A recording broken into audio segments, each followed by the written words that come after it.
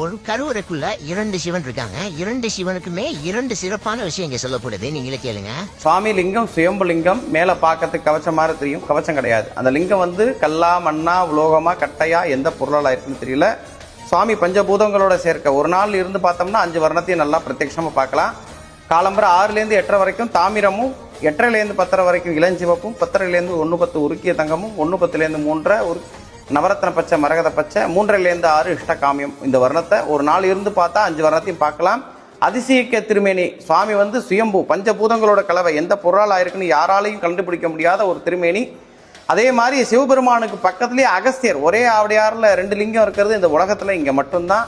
அகஸ்தியருக்கு திருமண காட்சி கொடுத்து தனக்கு பக்கத்திலேயே வந்து ஒரு இடத்த கொடுத்தும் பூஜிக்க வைக்கிறார். அதனால இந்த ஸ்தலத்தில் மட்டும்தான் 2 லிங்கத்தை பார்க்க முடியும்.